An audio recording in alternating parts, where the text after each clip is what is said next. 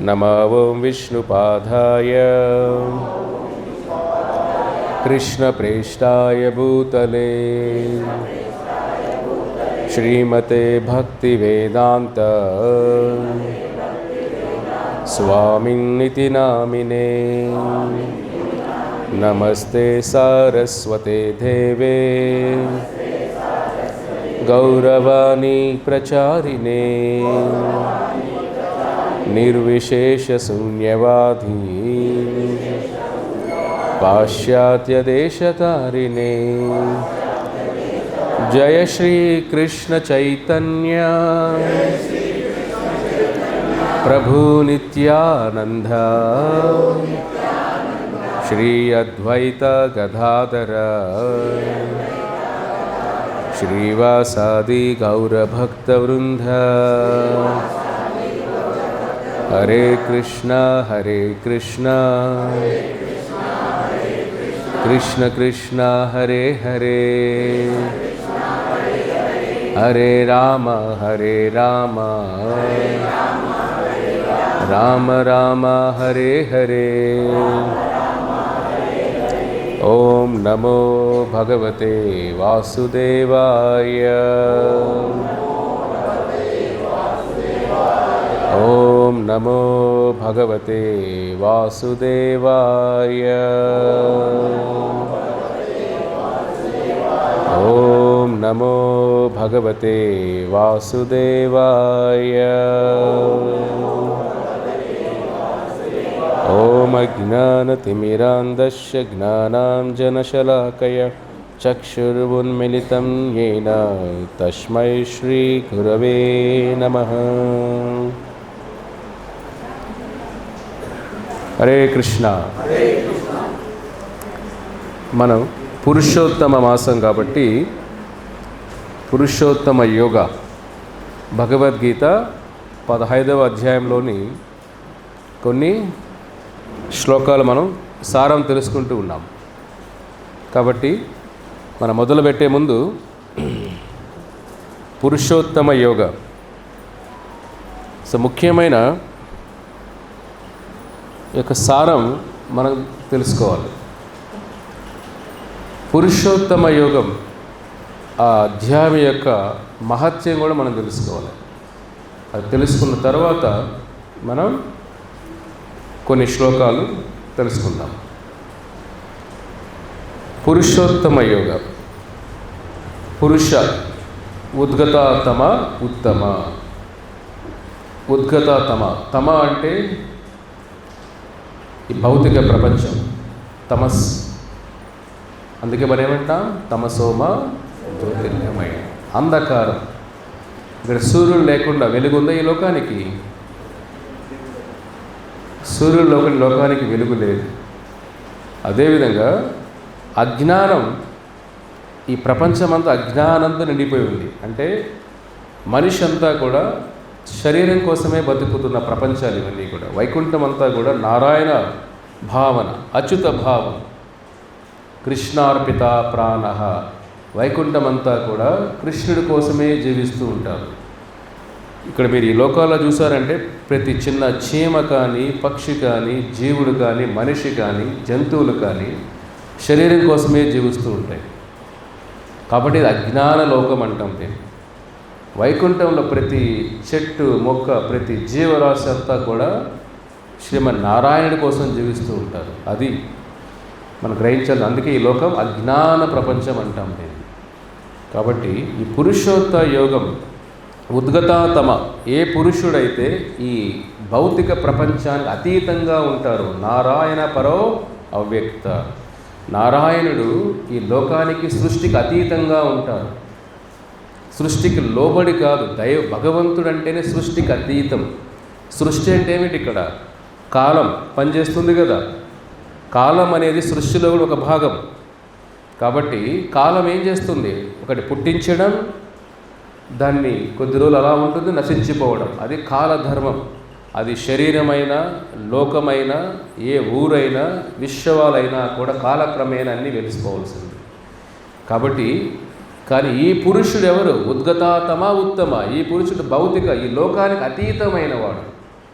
కాబట్టి భగవంతుడు ఎప్పుడు కూడా సృష్టికి అతీతం, అంటే కాల కర్మ చక్రాలకు అతీతం భగవంతుడు అంటే. అది మనం తెలుసుకోవాలి. మొట్టమొదటి విషయం, భగవంతుడు అంటే కాల కర్మ చక్రాలకు అతీతమైన వాడు అని. కాబట్టి భగవంతుడు ఎప్పుడు ముసలివాడవడం కానీ, లేదంటే ఆయనకి తెల్ల వెంట్రుకలు రావడం కానీ, వయసు పెరగడం కానీ, జబ్బులు రావడం కానీ ఇవన్నీ ఉండవు. ఇవన్నీ లేని వాళ్ళు భగవంతుడు కాలానికి అతీతం. సృష్టిలో ఎవరైనా కూడా కాలానికి లోబడే పని చేయాలి. బ్రహ్మదేవుడు కూడా ఆయన ఆయుష్ కూడా 100 సంవత్సరాలే. కాలానికి అనుగునే ఆయన జీవితం సాగించాలి. విశ్వం అంతమైనప్పుడు కూడా ఆయన అంతమైపోతారు.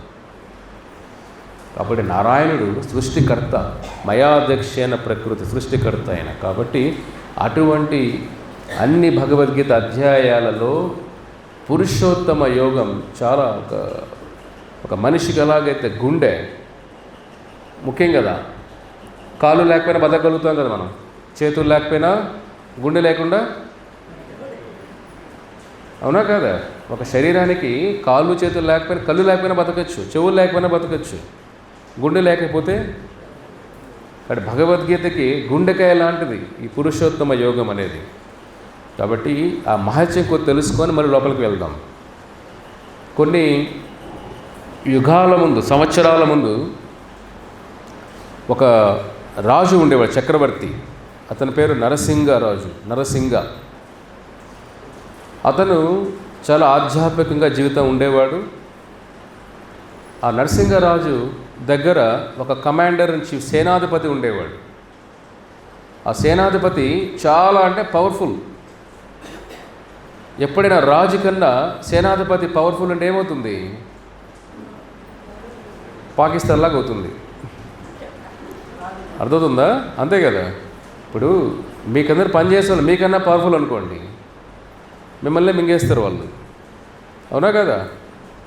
కాబట్టి ఇక్కడ ఏమవుతుంది, రాజు కంటే కూడా సేనాధిపతి, కమాండర్ ఇన్ చీఫ్, ఆయన ఇంకా పవర్ఫుల్, చాలా శక్తివంతమైన వాడు, ఆర్ట్ స్కిల్ బాగా తెలిసినవాడు, నాలెడ్జ్ ఉన్నవాడు. కాబట్టి ఏమైంది, అతనిలో ప్రతి యుద్ధంలో గెలిచేవాళ్ళు. అప్పుడు ఏమో భావన వస్తుంది, నా వల్ల రాజు గెలుస్తున్నాడు అనిపిస్తుంది కదా. కొన్నిసార్లు అనుకుంటే కంపెనీలో కూడా నా వల్లే కంపెనీ నడుస్తుంది, నా వల్లే వ్యాపారం నడుస్తుంది, నా వల్లే నడుస్తున్నాయి అనే భావన వచ్చేస్తుంది. సేనాధిపతికి ఏంటి, ప్రతి యుద్ధంలో నేనే పోరాడుతున్నా కాబట్టి నా వల్ల చక్రవర్తి గెలుస్తున్నాడు. కాబట్టి చక్రవర్తి ఏం చేస్తున్నాడు, అక్కడ ఖాళీ కూర్చున్నాడు కదా. కాబట్టి నా వల్లే గెలిచేటప్పుడు చక్రవర్తి నేనే అవ్వాలి కదా. అలాగే భావనలు వస్తాయి కదా. కలియుగం అంతా ఎక్కువగా ఉంటాయి, ఇవన్నీ ప్రతి ఇంట్లో ఉంటాయి ఈ భావనలు. ఇక్కడ ఏమిటి, ఆ చక్రవర్తి పాపం మంచిగా ధర్మంగా పరిపాలించేవాడు, కానీ సేనాధిపతిలో దుర్బుద్ధి పుడుతుంది. ఏం పుడుతుంది ఆయనకంటే, ఎలాగ నా వల్లే చక్రవర్తి గెలుస్తున్నాడు కాబట్టి నేను చక్రవర్తిని అయిపోతా. కాబట్టి ఇతన్ని మనం మీకు రాయలసీమ మీకు చెప్పాలి ఇలా అంటే ఏమిటి, ఇంకా మీకు సైన్స్ తెలుసుకోవాలంతా, మీరు అన్ని మాటలు ఎక్కడ చెప్తామమ్మా. ఇక్కడ ఈ కారాలన్నా పైకు తినే నేల ఇది, ఇలాగా అంతే లేపాలనుకునేస్తాడు. ఏమవుతుంది, చక్రవర్తి పాప చాలా ధర్మంగా ఉంటాడు. ఎప్పుడైతే ఇతనిలో దుర్బుద్ధి పుడుతుందో, అంటే చెడు ఆలోచనలు రావడం, చక్రవర్తిని మనం చంపేద్దాం అని ఆలోచన పుడుతుంది. చక్రవర్తి ఎలా చంపాలనుకున్నప్పుడు చక్రవర్తి కొడుకుంటాడు, అతను సహాయం తీసుకుందాం. ఎప్పుడు కూడా రాజరికాల్లో అంతా కూడా చూడండి, నీకు చుట్టూ ఉన్న వాళ్ళే శత్రువులు. అంటే మీకు శత్రువులు ఎప్పుడు, ఒక రాజ్యం కూలాలంటే బయట వాళ్ళు రావాల్సిన అవసరం లేదు. రాజ్యం కూలాలంటే లోపల వాళ్ళే రాజ్యాన్ని కూలుస్తారు. ఒక కుటుంబం కూలాలంటే బయట వాళ్ళు రావాల్సిన అవసరం లేదు. కుటుంబం లోపల వాళ్ళే కుటుంబాన్ని కూల్చేస్తారు. అర్థమవుతుందా? ఒక మనిషి పాడైపోవాలంటే బయట వాళ్ళ అవసరం లేదు, వాళ్ళ లోపల ఉన్న మైండే వాడిని పాడు చేస్తుంది. అర్థమవుతుందా? ఒక రాజ్యం కూలిపోవాలన్నా లోపల వ్యక్తులే, కుటుంబాలు కూలిపోవాలన్నా లోపల వ్యక్తులే, ఒక దేశం నశించిపోవాలన్నా లోపల వ్యక్తులే, మన జీవితాలు మనం నష్టపోవాలన్నా లోపలున్న మన మైండే. కాబట్టి దాన్ని గ్రహించాల. బయట ఎంత ఈదిన ఉపయోగం లేదు. ఒక మనిషి భక్తుడు అవ్వాలన్నా వాడి మైండే, ఒక మనిషి రాక్షసుడు అవ్వాలన్నా వాడి మైండే, హిరణ్యకశిపుడు అవ్వాలన్నా వాడి మైండే, ప్రహ్లాదుడు అవ్వాలన్నా వాడి మైండే. అంతా లోపలే. అది అక్కడి నుంచే రావాలి మార్పు అనేది. కాబట్టి ఒక మనిషి ఎదుగుదలైనా, ఒక కుటుంబం ఎదుగుదలైనా, ఒక దేశం ఎదుగుదలైనా కూడా లోపల ఉన్న మనుషులను బట్టి, లోపల స్వభావాన్ని బట్టే ఉంటుంది. కాబట్టి మన స్వభావం మార్చేది భగవద్గీత. ఊరికే మన రోజు పూజలు గంటలు గంటలు చేసేసి, పూలమాలలు భగవంతుడికి వేసేసి, నైవేద్యాలు పెట్టేసి, అన్నీ పెట్టేసి మన లోపల స్వభావం మారకుండా ఉపయోగం ఏమిటి? స్వభావం మారాలి. ఇక్కడ కమాండర్ సేనాధిపతి ఏం చేశాడు? రాజుని ఎలాగైనా చంపాలనుకుంటాడు. దానికి ఎవరి సహాయం తీసుకోవాలి? అర్థమవుతుందా? ఆ సహాయం తీసుకొని రాజు అయిపోదాం అనుకుంటాడు. కానీ ఎప్పుడైతే చెడు ఆలోచనలు వస్తాయి, నెక్స్ట్ డే అతనికి వాడికి జబ్బు వచ్చి చనిపోతాడు. అర్థమవుతుందా? ఒకసారి మనం పని చేయాలని అవసరం, ఆలోచనలు చంపేస్తాయి. చెడు ఆలోచనలు కూడా దానికి కర్మ ఫలితాలు ఉంటాయి. వీడిని మనం ముంచేయాలరా అనుకున్న భావన వస్తే చాలు, మనం ఫస్ట్ మునిగిపోతాం. అర్థమవుతుందా? ఒకరి గురించి చెడు కోరుకోవడం అంటేనే ఇక అది చాలా దుర్భరమైన జీవితం. అది సుహృదం సర్వభూతానాం. కృష్ణ గీతలు అంటారు, భక్తుడు అంటే ఎవరు? సుహృదం సర్వభూతానాం. నాట్ ఓన్లీ మనుషుల హితమే కాదు, అందరూ దయ కరుణ అంటారు. చికెన్ బిర్యానీ తింటూ కరుణ లేదు ఈ ప్రపంచంలో అంటూ ఉంటాడు వాడు. అర్థమవుతుందా? బిర్యానీ తింటూ ఈ లోకంలో శాంతి లేదు, ప్రేమ లేదు అంటుంటాడు. Don't talk about love and peace when dead animal sitting on your plate. English statement ఇది. శాంతి గురించి, కరుణ, దయ గురించి మాట్లాడద్దు. నీ ప్లేట్లో చనిపోయిన జీవుడు అంటే చికెన్ మటన్ ప్లేట్లో వేసుకొని కరుణ, దయ, ప్రేమ మాట్లాడే హక్కే నీకు లేదు కదా. నీకు ఎక్కడ హక్కు ఉంది శాంతి గురించి, ప్రేమ గురించి మాట్లాడడానికి? కాబట్టి మనిషి ప్రపంచం అలాగే ఉంది. మాట్లాడే మాటలకి, వాళ్ళు తినే ఆహారానికి పొంతనే ఉండదు. అలా ఉండకూడదు. మనం స్వభావం మారాలి. ఎప్పుడైతే ఆ రాజు కుమారుడితో పాటు అతను చంపాలనుకుంటాడో, అతని ఆలోచనలే కర్మ, వెంటనే రియాక్ట్ చనిపోతాడు. జబ్బు వచ్చి చనిపోతాడు. చనిపోయిన తర్వాత ఇంకొక జన్మ చెప్పినాం కదా, ఎం వాపి స్మరన్ భావం తచ్చంత కలేవరం. ఏ భావంతో మనం చనిపోతామో, మన కర్మానుసారం ఏ విధంగా చనిపోతాం, ఇంకొక జన్మ అనేది తీసుకోక తప్పదు. ఇతను ఒక సైనాధిపతిలాగా ఉన్నాడు కాబట్టి, సేనాధిపతులకు ఏముంటాయి భావనలు? ఎప్పుడు కూడా గుర్రాలపైన భావనలు ఎక్కువ ఉంటాయి, అంతే కదా. యుద్ధం జయించాలంటే గుర్రం ఉండాలి కదా. గుర్రాన్ని బాగా ఆహారం పెట్టడం కానీ అన్నీ. ఒక యుద్ధంలో పైకి ముందుకెళ్ళాలంటే ఏమిటి? గుర్రాలు బాగుండాలి, స్ట్రాంగ్గా ఉండాలి. నెక్స్ట్ జన్మలో అతను గుర్రమై పుడతాడు. మీ ఇంట్లో పిల్లలు కుక్కలు పెట్టుకుని ఏమవుతారు మీరు? నేను అనట్లేదు ఏమి, అర్థమవుతుందా? మీ ఇంట్లో పెట్ డాగ్ అంటాం. పెట్ డాగ్ అయితే మనం ఇంకొక ఇంట్లో పెట్ డాగ్ అవుతాం. పెట్ క్యాట్, పిల్లి పెట్టుకున్నారు అనుకోండి, పిల్లి క్యాట్. నెక్స్ట్ జన్మలో వేరే ఉంటే పిల్లి అవుతాం. అర్థమవుతుందా? మనం ఏం పెట్టుకోవాలి మన మనసులో? మన్మనామవ మద్భక్త మధ్యాజీమా నమస్కురు. అర్జున, నీ మనసులో నన్ను పెట్టుకోవయ్యా. కుక్కలు, పిల్లలు, ఎలుకలు పెట్టుకుని లోపల మానవుడు దేనికోసమా? మానవుడు దేనికోసం? నారాయణ స్మృతి, నారాయణ స్మరణ ఉండాలి. పిల్లల స్మరణ, భార్య స్మరణ, భర్త స్మరణ, కుటుంబ స్మరణ ఉంటే ఏమవుతాం? అక్కడే ఏదో ఒక దేహం తీసుకోవాలి ఆ కుటుంబాల్లోనే. కాబట్టి మనిషి మారాలంటే లోపల నుంచి రావాలి ఆ భావన అంతా కూడా. ఇప్పుడు అతను ఏమైంది? నెక్స్ట్ జన్మలో గుర్రమై పుడతాడు. ఎక్కడ పుడతాడు? సింధు దేశాలు అంటే ఎట్లా, ఆఫ్ఘనిస్తాన్ ఇటు సైడ్ గుర్రంగా పుడతాడు. గుర్రంగా పుట్టిన తర్వాత అతన్ని ఒక వ్యాపారి చూస్తాడు. ఆ గుర్రాన్ని, ఆ గుర్రం చాలా స్ట్రాంగ్గా, పొడుగుగా, శక్తివంతంగా, చాలా స్పీడ్గా పరిగెత్తే గుర్రం. కొన్ని లక్షణాలు ఉంటాయి గుర్రానికి కూడా. అర్థమవుతుందా? మీరు కారు కొనేటప్పుడు చూస్తారు కదా, కారులో ఫీచర్లు ఏమున్నాయని. అప్పుడు రాజులకు కారు లాంటి ఏమిటి? గుర్రాలే కదా. ఆ గుర్రాలు ఎలా పరిగెత్తాయి, దాని స్పీడు, దాని రూపులు, రేఖలు అన్నీ చూస్తారు, టెస్ట్ చేస్తారు ఆ గుర్రం ఏంటని. ఒక వ్యాపారి ఆ గుర్రాన్ని కొనుక్కొని ఇది బాగుంది అని కొనుక్కొని వస్తాడు. వ్యాపారి ఏం చేస్తాడంటే ఈ రాజ్యానికి వస్తాడు, మళ్ళీ నరసింహరాజు రాజ్యానికి వచ్చి, నరసింహరాజుకి ఈ గుర్రాన్ని అమ్ముదాం, రాజు గుర్రాలంటే ఇష్టం కదా. అర్థమవుతుందా? మళ్ళీ ఏమైనా సేనాధిపతి అజయ రాజ్యానికి మరి గుర్రంలాగా వస్తాడు. అర్థమవుతుందా? కర్మ ఎవరిని వదిలిపెట్టదు. గుర్తుపెట్టుకోండి, ఒకరిని మోసం చేశారంటే వాళ్ళకి చూడండి రుణం తీర్చుకుంటారు. మళ్ళీ మీరు భార్యలాగా పుడతారు మళ్ళీ మీకు వాళ్ళు, లేదా భర్తలుగా పుట్టడమో. అర్థమవుతుందా? ఒకరిని మోసం చేయడం ఈజీ, కర్మ ప్రకృతి ఎవరిని వదిలిపెట్టదు. ప్రకృతి ఏం చేస్తుంది? ఆ రుణం తీర్చుకో విధంగా చేస్తుంది. వాళ్ళ పిల్లలుగా పుట్టడం. ఇప్పుడు ఒకరు అప్పు ఎగర కొట్టారనుకోండి, స్మార్ట్, నేను ఎగర కొట్టేస్తాను ఇవాళ జన్మ, వెరీ గుడ్. నెక్స్ట్ వాడు కొడుకుగా పుడతాడు, నీ ఆస్తులు మొత్తం తరిగించి పడేస్తాడు వాడు. అర్థమవుతుందా? కర్మ ఎవరిని వదిలిపెట్టదు. రుణం తీర్చుకోవాలి కదా. అరే ముందు జన్మలో వాడిని ఎగర కొట్టావు నువ్వు, వాడు మళ్ళీ కూతురుగానో అల్లుడుగానో కొడుకుగానో భార్యగానో భర్తగానో ఏదో ఒక రూపంలో మీకు బంధం మళ్ళీ కరెక్ట్ చేస్తుంది. అది ప్రకృతి ధర్మం, సృష్టి ధర్మం. అది మనం ఏదైతే వాడు బాకీ పెట్టామో అంతవరకు మనల్ని వాడు పీల్చేస్తాడు. కాబట్టి కొడుకులు కూతుర్లు అంటే ఏమిటి? ఊరికేనా? రుణం అది. బిడ్డ లేని వాళ్ళు అదృష్టవంతులు. కృష్ణుని బిడ్డ అనుకోవాలి. పిల్లల రుణం అది, రుణం తీర్చుకోవడం కదా. అదే డబ్బులు ఇచ్చి కొట్టించుకోవడం అంటే పిల్లలు. అర్థమవుతుందా? ఖాళీగా ఉన్న కృష్ణ, మనసు ప్రశాంతంగా ఉన్న కృష్ణకు అలజడి లేదు. ఎస్, పిల్లలు కానండి అలజడి మొత్తం వస్తుంది, ప్రశాంతత పోతుంది. అవునా? దాని ముందు ప్రశాంతత నిద్రపోయేవాడు పిల్లలు లేనప్పుడు. వాడు రాత్రుల డైపర్ల నుంచి, వాడి ఉద్యోగాల నుంచి, వాడి పెళ్ళిళ్ళ నుంచి మళ్ళీ అన్నీ చేసి మళ్ళీ తిట్లు తన్నులు అయినా కూడా మనం మారం. ఇది కలియుగ ప్రభావం. ఇది అర్థమవుతుందా? ఇక్కడ ఏమవుతుంది? ఎప్పుడైతే అతను గుర్రం అయిపోతాడో, రాజు ఆ గుర్రాన్ని చూసి చాలా బాగుంది గుర్రం అని అడిగిన రేటు కన్నా ఎక్కువ రేట్ తెచ్చుకుంటాడు. ఆ గుర్రాన్ని ఒక వస్తువు, విలువైన వస్తువు అని కొంటాడు.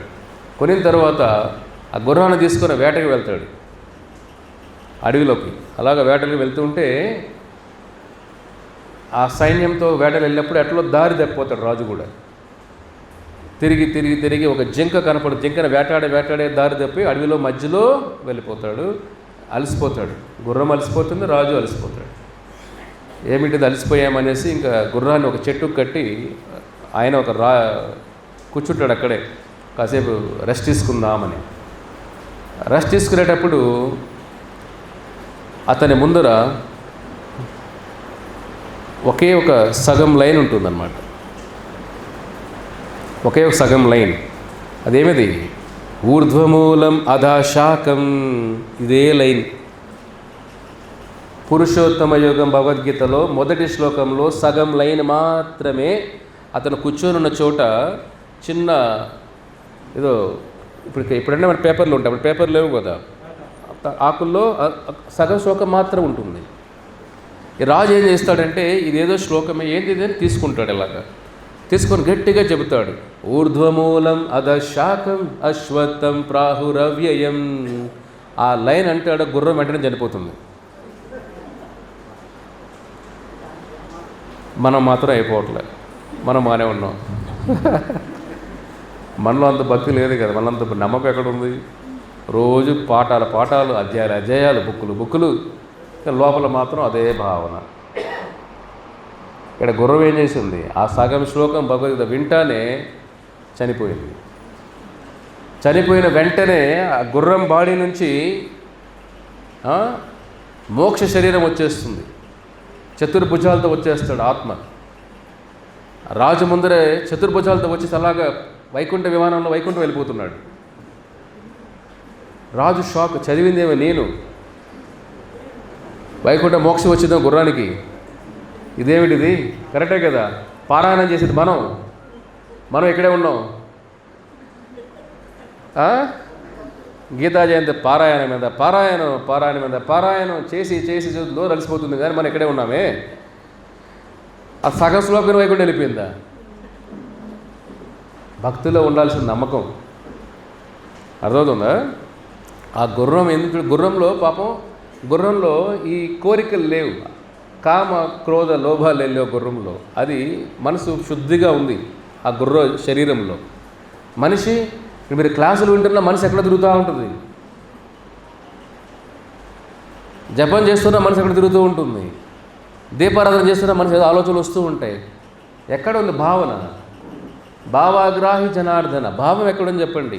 జపంలో ఉందా? శ్రవణంలో ఉందా? కీర్తనంలో ఉందా? నైవేద్యంలో ఉందా? ఎక్కడ ఉంది మన భావన? ఎక్కడ భావం ఉంటే భగవంతుడు అక్కడే ఉంటాడే. కాబట్టి మన భావం లేదు, మనకు పని చేస్తున్నాం, క్రియ జరుగుతుంది కానీ భావం లేదు. ఇక్కడ ఎప్పుడైతే ఈ రాజుకి డౌట్ వస్తుంది, ఏం చేయాలి ఇప్పుడు, ఇది ఏంటో తెలియట్లేదు, ఈ శ్లోకం ఏంటో తెలియట్లేదు, వెంటనే వైకుంఠం వెళ్ళిపోయింది ఇది. అర్థమవుతుందా? రాజు ఏం చేస్తాడు, వెంటనే ఇంకెత్తు అది పట్టుకొని తిరుగుతాడు. చూస్తూ ఉంటే దూరంగా ఒక ఆశ్రమం కనపడుతుంది. ఆశ్రమంలో ఒక గొప్ప మహాభక్తుడు విష్ణు శర్మ అని, అతని పేరేమిటి? విష్ణు శర్మ. విష్ణు శర్మ ఆశ్రమంలో ఉంటాడు. అతను ఈ పురుషోత్తమ యోగం అంతా ప్రతిరోజు పఠనం చేస్తూ ఆ స్వామిని కీర్తిస్తూ ఉంటాడు. భగవద్గీత సాంగులాగా పాడాలి దీన్ని మనం. గీత అంటే ఏమిటి? గీత అంటే పాట. గీత అంటే పాట, సాంగులాగా. భగవంతుడు పాట భగవద్గీత. భగవంతుడు మనకు పాడే లాలి పాట ఇది, మోక్ష పాట. లాలి నిద్రపోవడం కాదు, నిద్ర లేపే పాట ఇది. నిద్ర అంటే ఏమిటి? మాయాదేవి, ఈ ప్రపంచమంతా నాదే, అర్థమవుతుందా? ఈ ఆస్తి అంతా నాదే, ఇవన్నీ అంతా నాదే, అంతా నాదే, అదే మాయా పాట. అక్కడి నుంచి నిద్ర లేపేదే భగవద్గీత. ఇది భగవంతుడి మోక్ష పాట ఇది. ఎప్పుడైతే విష్ణు శర్మ పాడుతూ ఉంటే రాజు వెళ్తాడు అక్కడికి, స్వామి నన్ను క్షమించండి, ఇదేదో సగం దొరికింది, ఇది ఏమిటిది? అప్పుడు ఆ విష్ణు శర్మ గొప్ప మహా తపస్వి, ఋషి, భక్తుడు కూడా, అయ్యో ఇది భగవద్గీత 15వ అధ్యాయంలోని సగం శ్లోకమయ్యా, ఫస్ట్ శ్లోకంలో వచ్చిన సగం లైన్ ఇది. నీతో వచ్చిన గుర్రం ఎవరు అనుకున్నావు? నిన్ను చంపాలనుకున్న ముందు జన్మలో నీతో ఉన్న సేనాధిపతి. రాజు షాక్ అయిపోతాడు. సేనాధిపతి చంపాలనుకున్నాడా? నేను లేపాలనుకున్నాడు, కానీ ఆయుష్ బాగుండి నువ్వు బయటపడ్డావు. అతనే గుర్రమై పుట్టాడు, మళ్ళీ దగ్గరికి వచ్చాడు. అటువంటి వాడు మోక్ష వెళ్ళిపోయాడా? వైకుంఠం వచ్చేసిందా? అది భగవద్గీత శక్తి. అది స్వామి ఇప్పుడు నేనేం చేయాలి? చూడు, నీ కొడుకు కూడా దీనిలో భాగమై ఉన్నాడు. ఇప్పుడు నువ్వు వెళ్ళి రాజ్యాన్ని కొడుకు అప్పగించు, ఈ భగవద్గీత ప్రతిరోజు పఠనం చేయి. 15వ అధ్యాయం పురుషోత్తమ యోగం, నీ జీవితం ధన్యమవుతుంది అని చెప్పిన తర్వాత ఆ రాజు వెంటనే ఆ విష్ణు శర్మకు ఆశీర్వాదం తీసుకొని ప్రతిరోజు ఇంటికి వెళ్తానే రాజ్యాన్ని అలా అబ్బాయికి అప్పగిచ్చేస్తాడు. బరువులు ఎప్పుడు ఆఖరి క్షణం వరకు మోయకూడదు, అర్థమవుతుందా? ప్రాణం పోయేంత వరకు బరువులు మోయకూడదు. రిటైర్మెంట్ ఉండాలి లైఫ్లో ఒక ఏజ్లో, అర్థమవుతుందా? ఇస్కాయిన్ జాయిన్ అవ్వండి, తొందరగా రిటైర్ అయిపోండి. ఎక్కడ రిటైర్ అవుతాం మనం? జాయిన్ అవ్వమే, అర్థమవుతుందా? మీకు కృష్ణ అందరినీ చూసుకుంటాడు, మీకే టెన్షన్ ప్రసాదం దొరుకుతుంది, మీకు టైంకి పెట్టేస్తాం. రిటైర్మెంట్ అవ్వాలి, ఆ గట్స్ మీకు ఉండాలి కదా, ఆ గట్స్ మనకు లేవు. కృష్ణ నేను చూసుకుంటాను రా, అనన్య చింతయంతో మాం ఏ జన పర్యుపాసతే తేషాం నిత్యాభియుక్తానాం యోగక్షేమ వహామ్యహం. నేను యోగాక్షేమాల దగ్గర నుంచి చూసుకుంటాను అని భగవంతుడు ఇచ్చిన ప్రమాణం భగవద్గీత. ఆయనే యోగాల క్షేమాలు చూస్తారా, నేను చూసుకుంటానులే, అర్థమవుతుందా? ఒక్కొక్కసారి ఈ చింతన ఎప్పుడైతే రాజు ఆ బిడ్డకు అప్పగించేసి ఇంకా వెంటనే రిటైర్ అయిపోయి భగవద్గీత 10వ అధ్యాయం మొదలు పెడతాడు. ఇంకంతే, ఆ పురుషోత్తమ యోగ శ్లోకాలు చదువుతూ అర్థం చేసుకుంటూ శరీరం వదిలేస్తాడు, అతను వైకుంఠం చేరుకుంటాడు.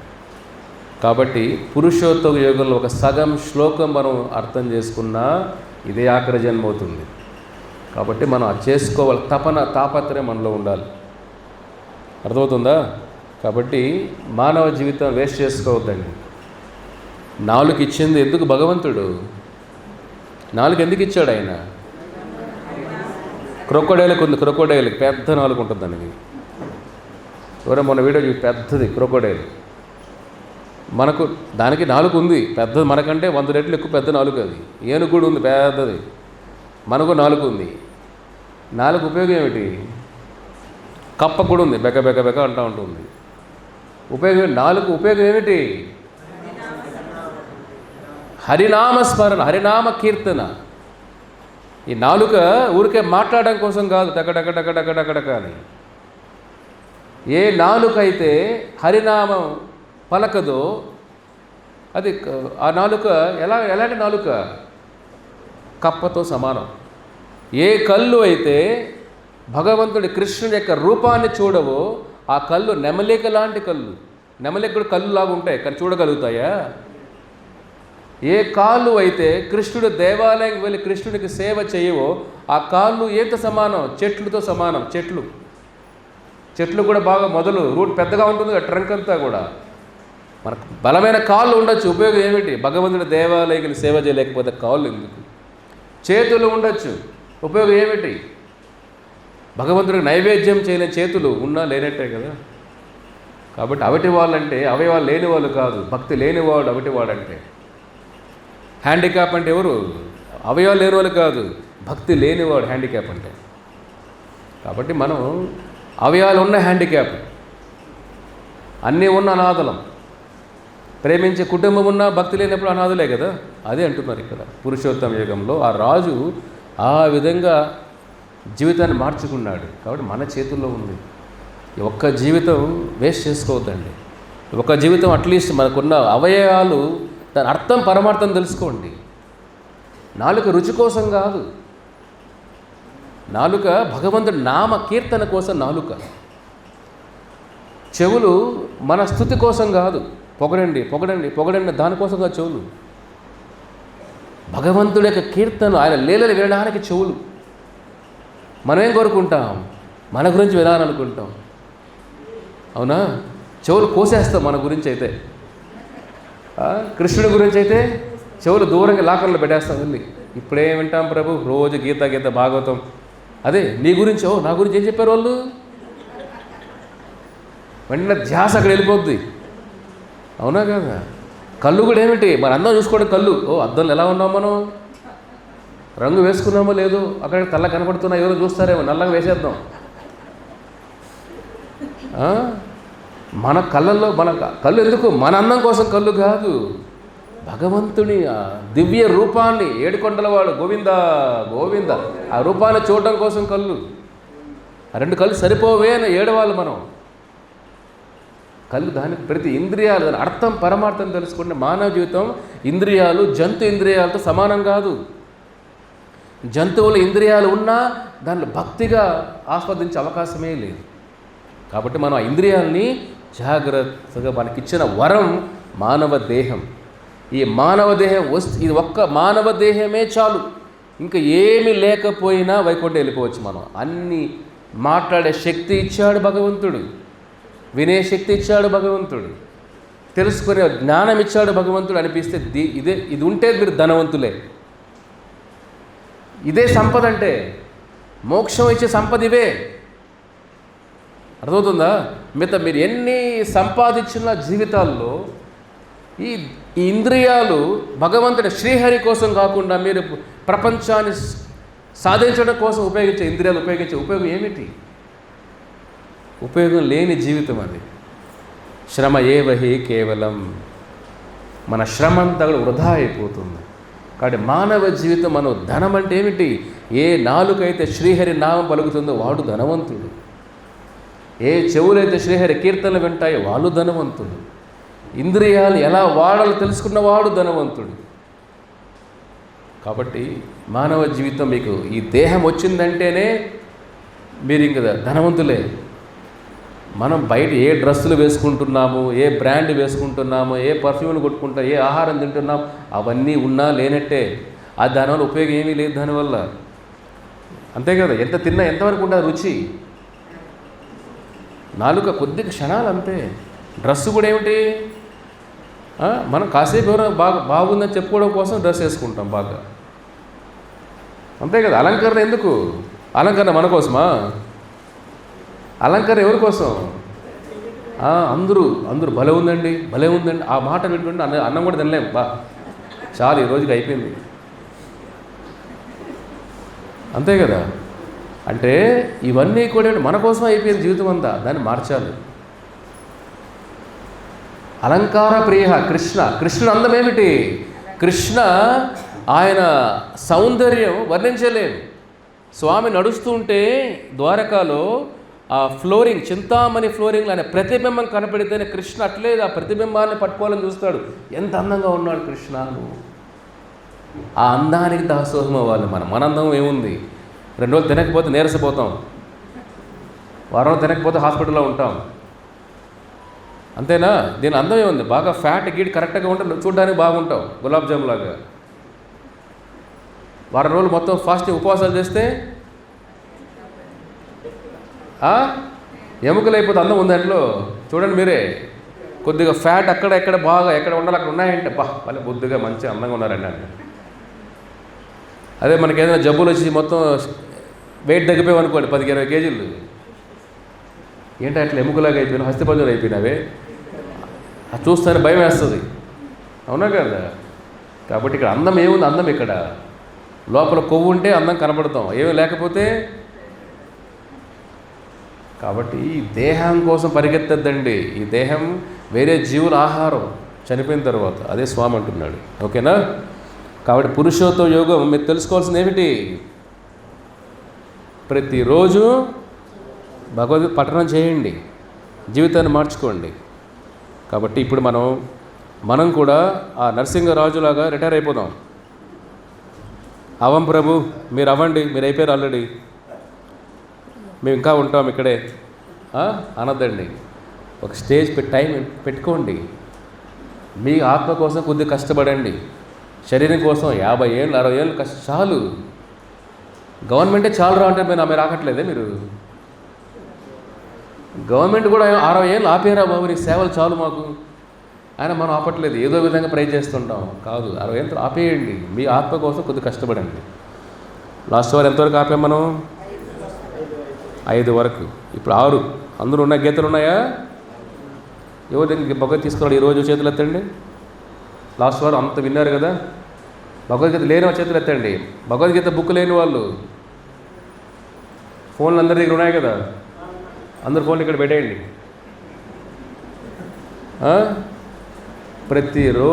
ఈ ప్రోగ్రాంకి వచ్చేటప్పుడు ప్రతి ఒక్కరు భగవద్గీత బుక్ తీసుకొని రండి. పక్కన వాళ్ళకి వాళ్ళ ఇంట్లో ఆధారపడద్దండి. పక్కన వాళ్ళు ఫోన్లు ఇస్తారా మీకు? బుక్కులు మాత్రం కావాలా మీకు వాళ్ళవి? మీకంటూ మీ ఆస్తి అంటే ఏమిటి? మీ ఆస్తి 2: మాల, భగవద్గీత. బుక్ లేని వాళ్ళు తీసుకోండి. అర్థమవుతుందా? బిర్యానీ పెట్టేస్తారు 500 రూపాయలు, బుక్ ఎంత? చేతిలో ఉంటే మంచిది కదా. ఆదివారం ఇలాంటి ప్రోగ్రాంకి వచ్చేటప్పుడు భగవద్గీత చేతిలో ఉండాలా, తీసుకురావాలి. ప్రయత్నం చేయండి. బరువు అనుకోవద్దండి. భగవంతుడు బరువా మీకు? పిల్లలు మాత్రం మోస్తుంటారు కేజీలు. మన వాళ్ళు మోస్తూ ఉంటారు కేజీలు. ఇది ఎంత కేజీ ఉంది? ఇది 1/2 కేజీ కూడా లేదు బుక్. ఇది ఏం బరువు? ఇది జీవితాన్ని మోస్తున్నారు కదా. కష్టాలు మోసేటప్పుడు భగవద్గీతను మోయలేమా? ఇది ఇంకా పుణ్యం, పాపాలు వెళ్ళిపోతాయి. భగవద్గీత టచ్ చేసిన పాపాలు పోయేటప్పుడు ఆ స్వామిని మోసినట్టే, మనం కృష్ణుని విగ్రహాన్ని మోసినట్టే. కాబట్టి ప్రతి ఒక్కరూ భగవద్గీత బుక్కులు తీసుకురండి ప్రతి ఆదివారం వాళ్ళు వచ్చేటప్పుడు. నెక్స్ట్ టైం బోర్డు పెడతారు అక్కడ. బుక్ లేని వాళ్ళు బయట చైర్లు వేస్తారు మీ అందరికీ. బుక్లు ఉన్న వాళ్ళు లోపల రండి. సినిమాకి టికెట్ అవసరమా లేదా? చెప్పండి. దీనికి టికెట్ ఏమిటి? మీ దగ్గర డబ్బులు తీసుకుంటానామా? సినిమాకి మాత్రం డబ్బులు పెట్టి వెళ్తారు, 400-500 రూపాయలు ఫస్ట్ డే చూడాలంటారు. గీతా సత్సంగాలు మాత్రం ఫ్రీగా చెప్పాలి. చెప్తున్నాం కదా ఫ్రీగా అందరికీ, ప్రపంచానికి అంతా కూడా. అట్లే మీకు ఏం ఖర్చు ఉంది ఇక్కడ? ఆ బుక్ తీసుకోవడం ఖర్చు అదొకటే కదా. కాబట్టి బుక్ తీసుకొని ప్రతి ఒక్కరు రండి. మీ చేతిలో బుక్ ఉండాలి. మీరు చదవకపోయినా, చదువు రాకపోయినా, అది నమ్మకం అంటే. ఇప్పుడు మీకు ఇంకొక స్టోరీ చెప్తాను కూడా. నమ్మకం, చదువు రాని వాళ్ళు, ప్రభుజులు చెప్పారు, ఆచార్యులు చెప్పారు, భగవద్గీత చేతిలో ఉన్న కృష్ణుడు పట్టుకున్నట్టే నా చదువు రాదు ప్రభు, భగవద్గీత తీసుకొస్తాను. అది భక్తి అంటే. భగవంతుడు ఆ భావాన్ని చూస్తాడు. నేను మొత్తం చదివేశాను ప్రభు, అమలు తినేశాను ప్రభు అంటాడు. ఉపయోగం ఏమిటి? ఆచరణలో లేని జ్ఞానం. కాబట్టి ప్రతి ఒక్కరూ భగవద్గీత బుక్ తీసుకోరండి. అదే మీ జీవితానికి మీరు ఇచ్చే గిఫ్ట్. మీరే గిఫ్ట్ ఇచ్చుకోండి. వేరే వాళ్ళ గిఫ్ట్ కోసం అదువు చూడొద్దండి. మీరు గిఫ్ట్ ఇచ్చుకోండి. అర్థమవుతుందా?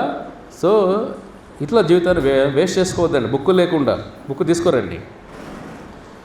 15వ అధ్యాయం 6వ శ్లోకం. న తద్భాసయతే సూర్యో, చెప్పండి, నా శశాంకో నా పావకః యద్గత్వన నివర్తంతే తద్ధామ పరమం మమ. వైకుంఠం ఎలా ఉంటుందో స్వామి చెప్తున్నాడు ఈ శ్లోకంలో. అద్భుతమైన శ్లోకం ఇది. నతద్భాసయతే సూర్యో. అర్జున, నా వైకుంఠంలో సూర్యుడు ఉండడు. అర్థమవుతుందా? మీకు ముందు చెప్పాను కదా, ఈ లోకంలో సూర్యుడు లేకపోతే మొత్తం చీకటి లోకం ఇది. అర్జున, వైకుంఠం నతద్భాసయతే సూర్యో, నా వైకుంఠ లోకంలో సూర్యుడు ఉండడు. నా శశాంకో, చంద్రుడు ఉండడు. నా భగవంతుడి యొక్క ఆయన దేహం నుంచి వచ్చే తేజస్సే అనంతకోటి సూర్యులకు ఇచ్చే శక్తి. కాబట్టి వైకుంఠంలో సూర్యుడు ఉండడు, చంద్రుడు ఉండడు. పావక. పావక అంటే ఏమిటి? కరెంటు. కరెంట్ లేక ఉంటారా మీరు ఇక్కడ? వైకుంఠంలో కరెంటు కూడా ఉండదు. భగవంతుడి యొక్క శక్తి నడిపిస్తుంది అంతా కూడా అక్కడ. స్వయం ప్రకాశ. వైకుంఠ లోకాలు ఏమంటాం? స్వయం ప్రకాశ లోకాలు అవి. బయట నుంచి శక్తి రాదు వాటికి. స్వయం ప్రకాశ లోకాలు అవి నీకు. నతద్భాసయతే సూర్యో నా శశాంకో నా పావక యద్గత్వా నివర్తంతే తద్ధామ పరమం మమ. ఆ లోకానికి వచ్చిన వాడు తద్ధామ పరమం. పరంధామం అంటే వైకుంఠాన్ని. అర్థమవుతుందా? సమాధులు కాదు వైకుంఠం అంటే. మహావైకుంఠ ప్రస్థానం అంటుంటారు, అలా కాదు. వైకుంఠం ఏమిటి? విష్ణువు ఉన్న లోకం. తద్ధామ, ఆ లోకానికి వచ్చినవాడు అర్జున మళ్ళీ ఈ లోకానికి తిరిగి రాడు. ఇది మన ధైర్యం. ఇది అర్థమవుతుందా? మీరు ఏ లోకాలకు వెళ్ళినా, ఈ లోకంలో స్వర్గలోకాలకు వెళ్ళినా, బ్రహ్మలోకాలకు వెళ్ళినా, ఏ లోకాలకు వెళ్ళినా మళ్ళీ తిరిగి రావాల్సిందే భూలోకానికి. స్వామి అంటున్నాడు, తద్ధామ, నా లోకానికి రా అర్జున, పరమం మమ, మళ్ళీ ఈ లోకానికి రావు. అది మోక్షం అంటే. శాశ్వతంగా భగవంతుడితో ఉండడం. ఇప్పుడు అమెరికాకి వెళ్తారు, కొద్ది రోజులు వీసా ఇస్తారు, త్వర ఎరకి రావాలి కదా. ఇల్లీగల్గా ఉండిపోతారు అక్కడ. కాబట్టి ఈ లోకం జైలులాగా, మన లోకం వైకుంఠంలో. అక్కడ వచ్చినవాడు మళ్ళీ ఈ లోకానికి రాడు అర్జున. అది మీరు హరే కృష్ణ మంత్ర 16 మాలలు చేస్తే మీకు వచ్చే అదృష్టం అది. వైకుంఠం చేరుకోవడం. మళ్ళీ ఈ లోకానికి రా. ఈ లోకంలో ఏమని చెప్పండి? అదే స్వామి అంటున్నాడు ఇక్కడ 7వ శ్లోకం. మమేవాంశో జీవలోకే జీవభూత సనాతనః మనస్తస్థింద్రియాణి ప్రకృతిస్థాని కర్షతి. ఇది అద్భుతమైన శ్లోకం ఇది. మమేవాంశో జీవలోకే అంటే ఈ లోకంలో ఉన్న జీవరాశులన్నీ కూడా, మనుషులు, కుక్కలు, జంతువులు, పక్షులు, క్రిమికీటకాలు, ఏ జీవులైనా కూడా మమ అంశః. అర్జున, సృష్టిలో ఉన్న ప్రతి ఒక్కటి నా నుంచి వచ్చినవే, నా అంశాలవన్నీ కూడా. భగవంతుడి అంశాలంటే ఏమిటి? ఇప్పుడు మన చెయ్యి మనం చెప్పేది వినాలా కాదా? అంశాలంటే ఏమిటి? భాగం.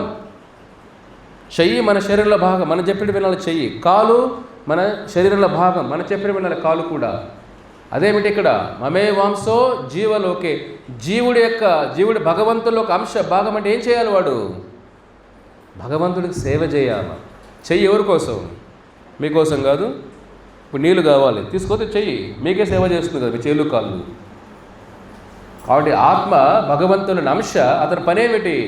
పూర్ణ, భగవంతుడు సేవ చేయడం. మమేవాంశ జీవలోకే జీవభూత సనాతన. ఆ జీవులు ఎవరు? సనాతనం అంటే వాళ్ళకి చావు పుట్టుక ఏది లేదు అర్జున. ఎప్పటికీ నాతో ఉండవాలి వైకుంఠంలో. సనాతన.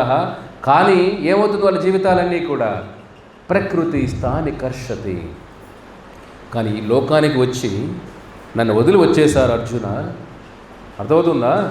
మీరు బాగా మంచి కుటుంబంలో పుట్టి అహంకారంతో ఇల్లు వదిలి వెళ్ళిపోయారు అనుకోండి, జీవితం ఎంత కష్టంగా ఉంటుంది చిన్న వయసులోనే. అవునా కాదా?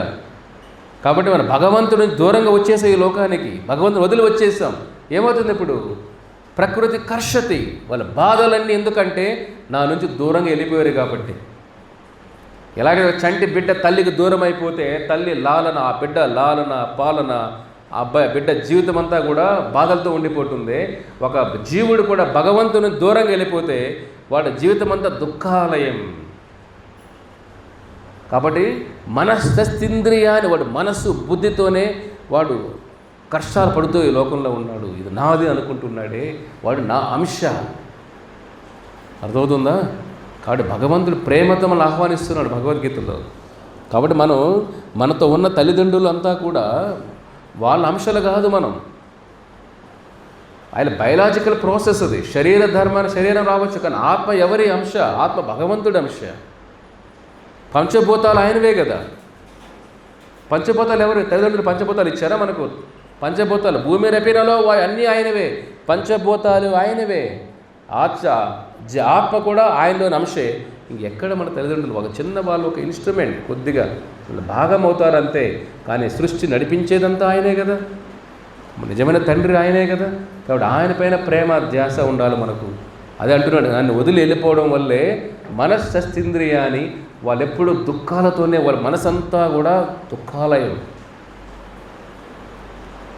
కాబట్టి మన చెయ్యి మన మాట వెళ్ళలేదనుకోండి, ఎలా అనిపిస్తుంది? ఒకసారి పారాలసిస్ వచ్చినప్పుడు ఏమవుతుంది? చెయ్యి మానం వింటుందా? లేయండి లేస్తుందా? మన కోపం రావచ్చు, లేస్తుందా చెయ్యి? మీకు కోపం వచ్చేస్తుంది, ఏది నా మాట వినట్లేదే, అవునా కదా? కృష్ణుడు కూడా అదే బాధ. వీళ్ళు నా అంశలే చెప్పినా వినట్లేదే వీళ్ళు. కాబట్టి భగవద్గీత అంటే ఆయన గురించి వినడం, అది ఈ శ్లోకం చెప్తున్నాడు ఆయన. కాబట్టి మన ముందు తల్లిదండ్రులు ఎంతోమంది వచ్చి వెళ్ళిపోతూ ఉంటారు ఇక్కడంతా, క్యారెక్టర్ లాగా, డ్రామాలాగా. ఇక్కడ నిజమైన తల్లిదండ్రులు ఎవరు మనకు? భగవంతుడు. కాబట్టి ఆయన కోరుకోవాలి కదా మనం అంటున్నాడు స్వామి. 8వ శ్లోకం. శరీరం యదవాప్నోతి యచ్చాపి ఉత్క్రమతీశ్వరః గృహీత్వైతాని సంయాతి వాయుర్గంధాని వాశయాత్.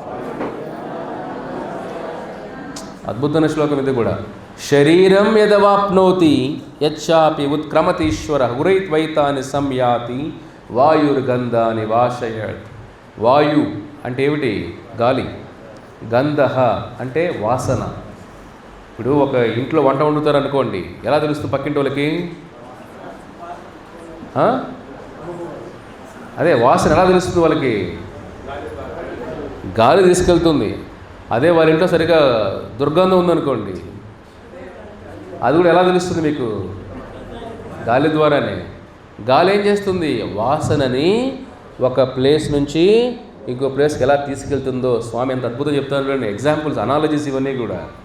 వాయుర్ గంధ నివాసయ. గంధం అంటే వాసన. ఎలాగైతే వాయువు గాలి తీసుకుని వెళ్తుందో ఒక ప్లేస్ ఇంకో ప్లేస్కి, అర్జున శరీరమెదవాప్నోతి యచ్చాపి ఉత్క్రమతీశ్వరః. అదేవిధంగా ఆత్మ శరీరం వదిలిన తర్వాత ఈ ప్రకృతి ఒక శరీరం నుంచి ఇంకొక శరీరం తీసుకుని వెళ్తుంది. అర్థమవుతుందా? గాలి తీసుకెళ్ళినప్పుడు కనపడుతుందా మీకు వాసన? కనపడదు కదా. అదేవిధంగా ఆత్మ శరీరం వదిలినప్పుడు ఇంకొక శరీరం తీసుకున్నప్పుడు కూడా మన కళ్ళతో చూడలేం. అదే స్వామి అంటున్నాడు ఇక్కడ. అర్థమవుతుందా? నెక్స్ట్లో అద్భుత శ్లోకం ఇది. శ్రోత్రం చక్షు స్పర్శనం చ రసనం ఘ్రాణమేవ చ అధిష్టాయ మనశ్శాయం విషయానుపసేవతే. ఇది అద్భుతమైన శ్లోకం. ఈ శరీరం వదిలిన తర్వాత అర్జున, గాలి ఎలాగైతే వాసన తీసుకుని వెళ్తుందో ఒక ప్లేస్ ఇంకో ప్లేస్కి, ఆత్మను కూడా ఒక శరీరం నుంచి ఇంకో శరీరం తీసుకుని వెళ్తుంది శక్తి, ప్రకృతి. ఇప్పుడు ఏమవుతుంది? స్తోత్రం చక్షు స్పర్శనం చ. ఆ శరీరానికి తగినట్టుగా కావలసిన చెవులు, కళ్ళు, ముక్కు, ఇంద్రియాలన్నీ వస్తాయి, కర్మానుసారం వస్తాయి. అర్థమవుతుందా? చెప్పాను కదా, కాళ్ళు చెవులు అందరికీ ఉంటున్నాయి, కానీ ఉపయోగం ఏమిటి? ఈ మన కళ్ళులాగా వేరే జీవరాశుల కళ్ళు పనిచేస్తాయా?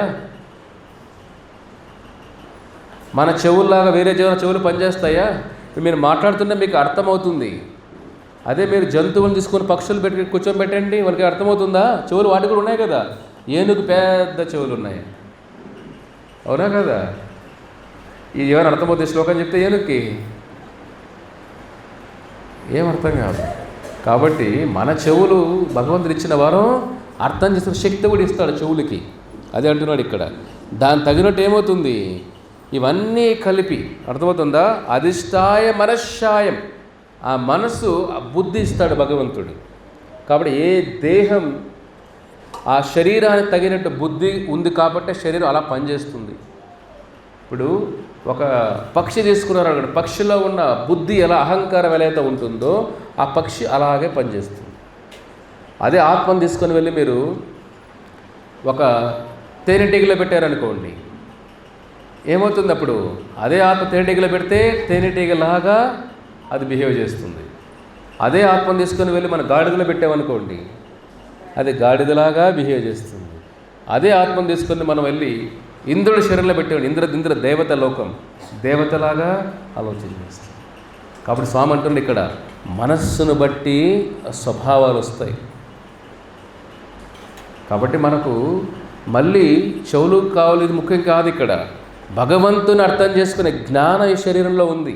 ఇది మిస్ అయిపోతే మళ్ళీ మన చెవులు కాలని దొరుకుతాయి, కానీ ఇటువంటి మనసు ఇంత బుద్ధి రాదు. ఆ దేహంలో బుద్ధి ఎలా ఉంటుంది? జంతువుల బుద్ధి ఏమిటి చెప్పండి మీరే?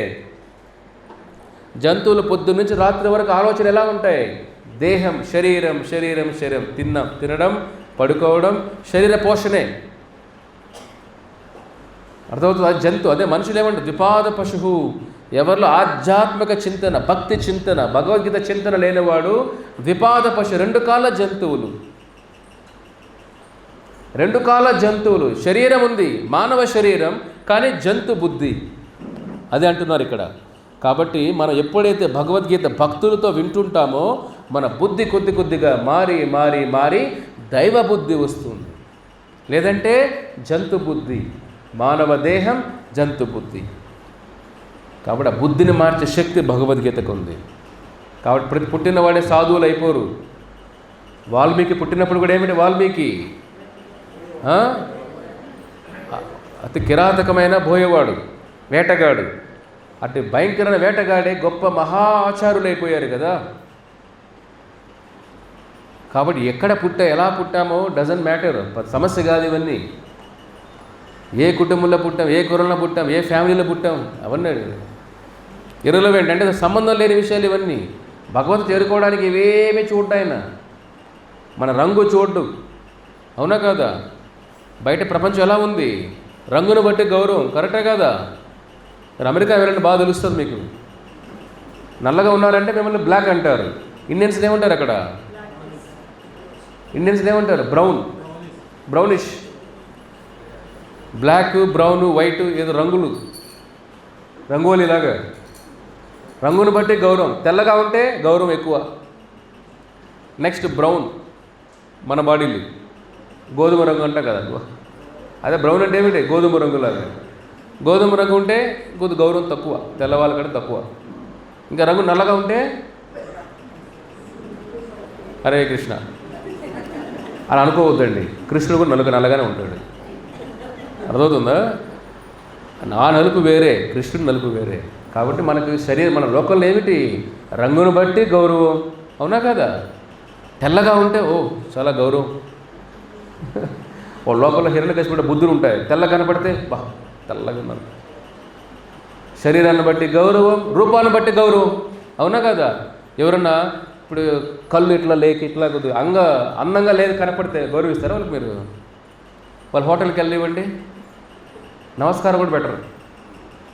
అందంగా వెళ్తే, బాగా డ్రెస్ చేసుకుని అందంగా వెళ్తే రండి రండి రండి రండి. అదే మీరు సైకిల్లో పోయారనుకోండి ఒక హోటల్కి, సైకిల్లో వాడు డోర్ కూడా తీయడు మీకు. వాడు అవునా కదా? సైకిల్లో డోర్ తీస్తాడు మీకు. వాడు డోర్ తీయమంటే ఎలా నువ్వు తీసుకెళ్ళవయ్యా, అందరూ ఎలాగ వచ్చి సైకిల్ వచ్చి వెళ్ళిపో, నువ్వు లోపలికి వెళ్ళిపో అంటాడు.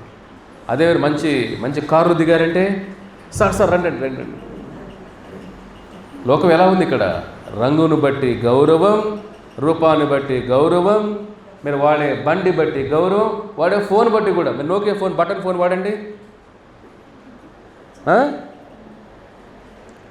చిన్న బటన్ ఫోన్ పెట్టండి, ఐఫోన్ పక్కన పెట్టుకోండి. ఎవరు గౌరవం? ఐఫోన్ పెద్దోళ్ళు, బాగా పెద్దోళ్ళు బలంగా ఉన్నటువంటి వీడు అనుకుంటారు. వాడే ఫోన్ బట్టి గౌరవం, వేసే బట్టలు బట్టి గౌరవం. అవునా కదా? మీరు కోటీశ్వరులే, పాత చీరలు కట్టుకోండి, పాత బట్టలు వేసుకొని వెళ్ళండి. అలాగా సమాజం ఎలా చూస్తుంది? అదే మీద ఏమీ లేదు, 100 కోట్ల అప్పు, కానీ మంచి కాంచి పట్టుకొని పడి వెళ్ళండి. అలాగా ఎవరు పెద్దవాళ్ళ వీళ్ళంతా. అవునా కదా? లోకం ఏమిటి? వేసుకునే డ్రెస్సును బట్టి గౌరవం. ఇది కాదు, భగవంతుడు ఏమీ చూడడు. మనం ఏ బట్టలు వేసుకుంటున్నాం, ఏ నగలు పెట్టుకుంటున్నాం, ఏ బండి తోలుతున్నాం, ఏ ఫోన్ వాడుతున్నాం, ఏ ఇంట్లో ఉన్నాం.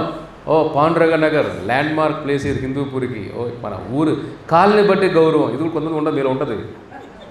అవునా కదా? ఎక్కడ పాండురంగ నగర్, డీబీ కాలనీ, ఇదంతా నెక్స్ట్ ఇది బంజారా హిల్స్, జూబ్లీ హిల్స్, ఒక ఐడెంటిటీ. అవునా కదా? ఏరియా ఉంటే జూబ్లీ హిల్స్లో అబ్బా గొప్పలరా వీళ్ళు.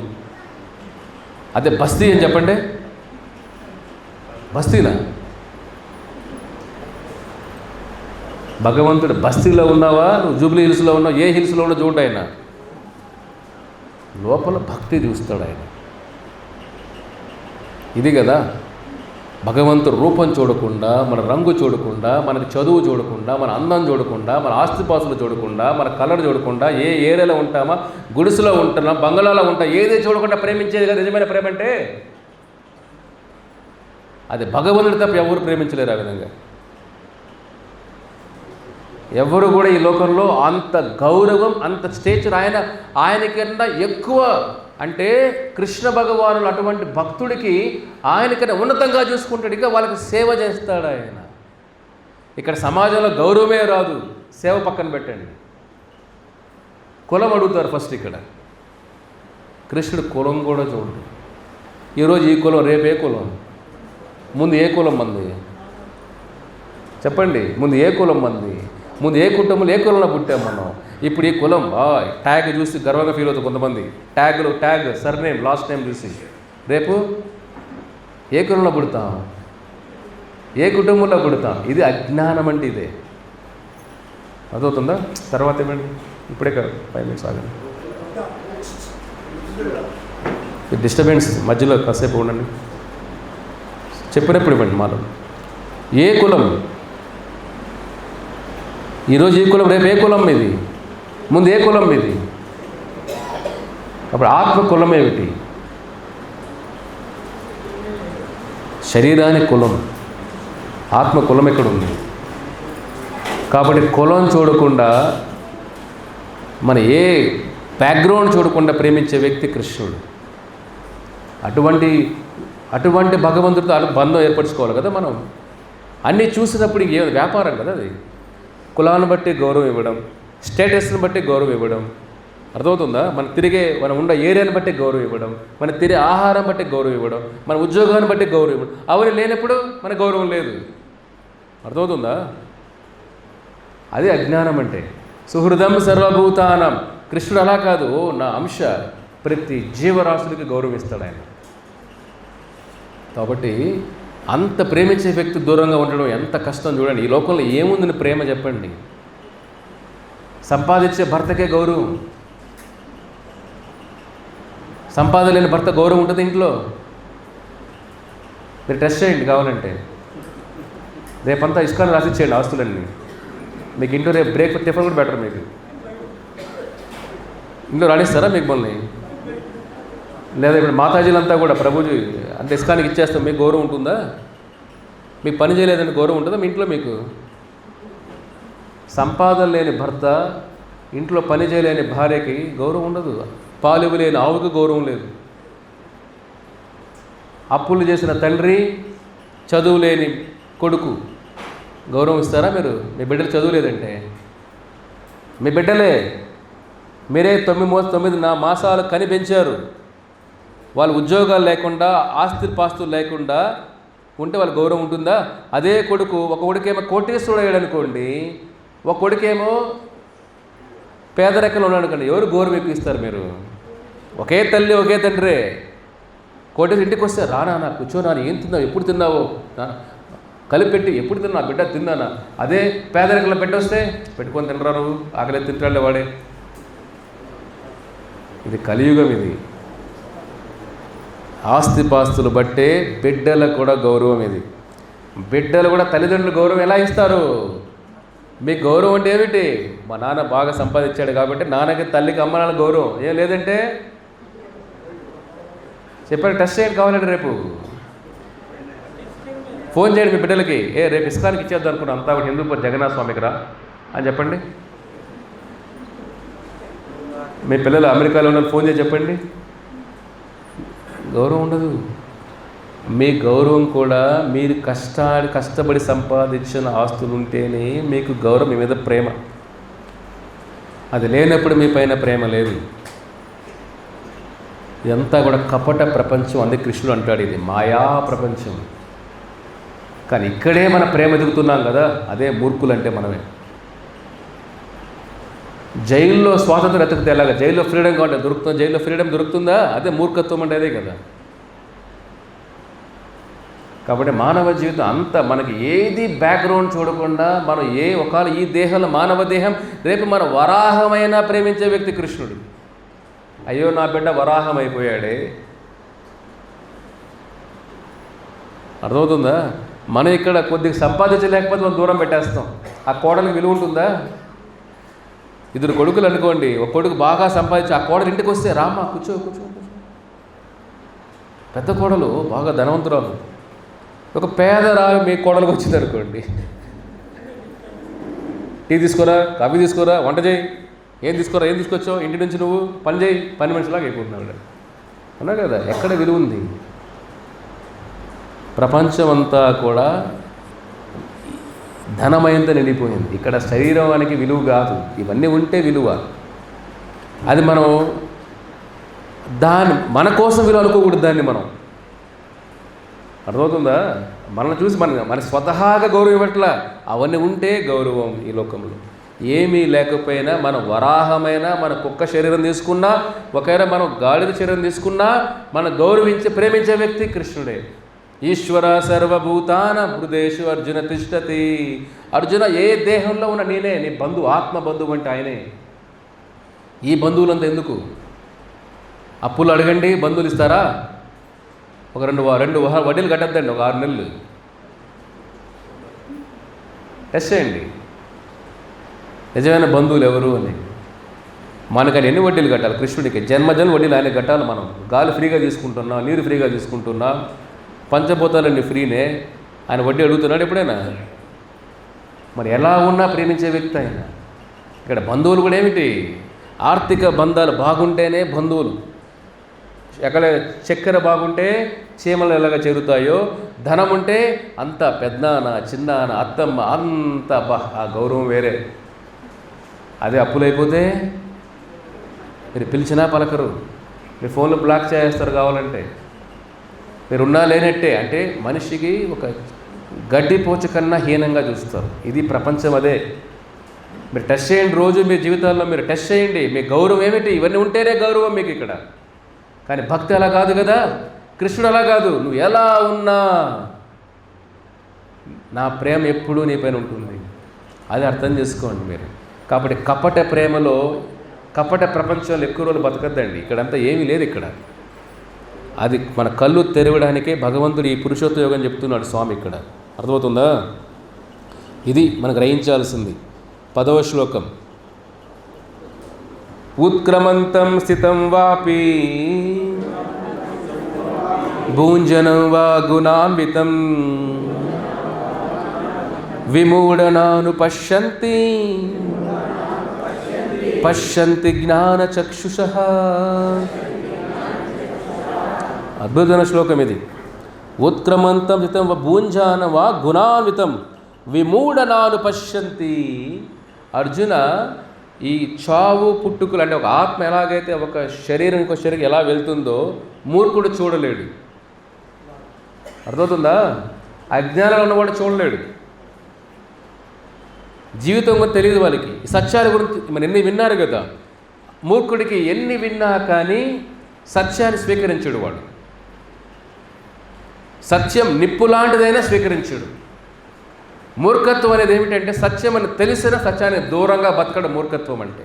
కర్ణుడిలాగా, దుర్యోధనుడిలాగా వాళ్ళిద్దరికీ మూర్ఖత్వం. మూర్ఖుడు ఎందుకంటే వాళ్ళని ధర్మం తెలిసినా అధర్మం కోసం నడిచేవాడు మూర్ఖుడంటే. తప్పును తెలిసినా తప్పుని చేసేవాడు మూర్ఖుడంటే.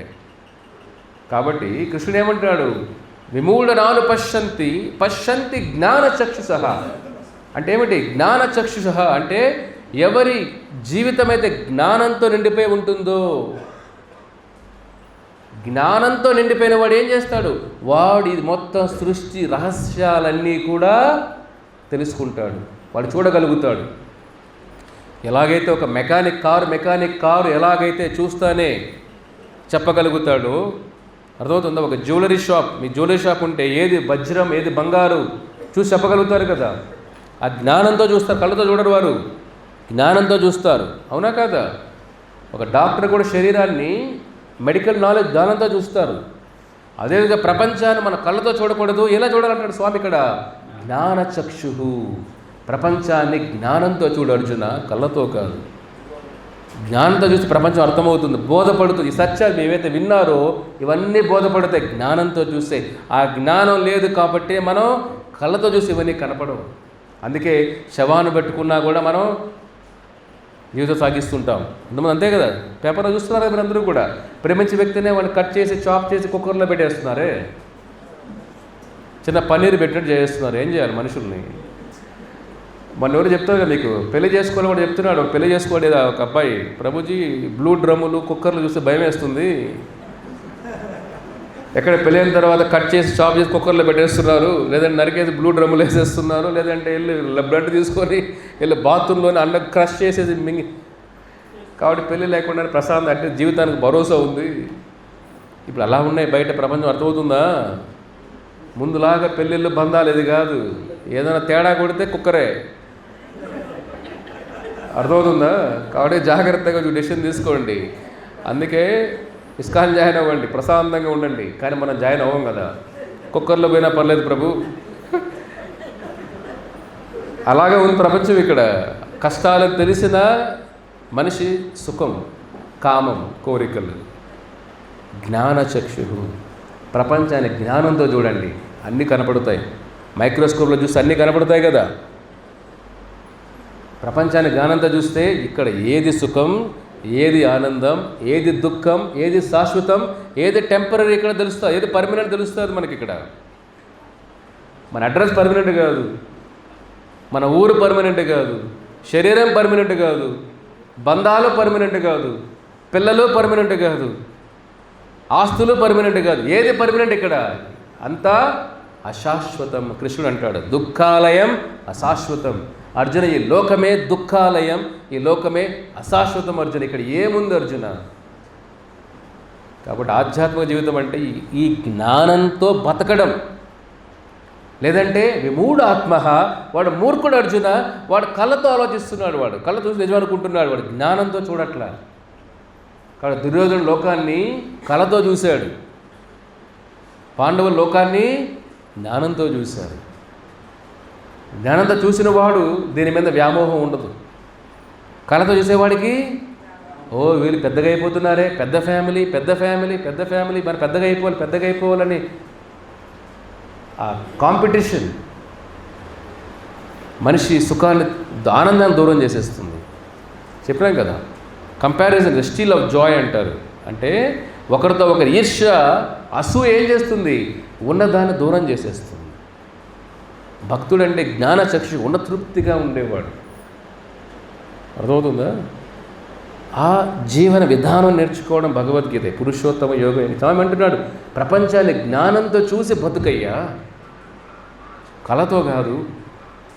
అప్పుడు మీ జీవితమే మారిపోతుంది. ఏ సమస్యను కూడా సమస్య అనుకోను. ఇవాళ కొందరిని కలిసాను, ఇవాళ వాళ్ళకి చెప్తున్నది ఒక మాట. ఇప్పుడు అదే వాళ్ళకు ఉప్పు, సాల్ట్ ఉంది కదా, సాల్ట్ని మీరు ఒక చిన్న గ్లాస్ తీసుకొని, ఇంత సాల్ట్ తీసుకొని గ్లాసులో వేశారనుకోండి, అర్థమవుతుందా? సో ఇంత గ్లాస్లో మనం ఇంత సాల్ట్ తీసుకొని వేసామనుకోండి, ఏమవుతుంది? తాగలుగుతారా మీరు?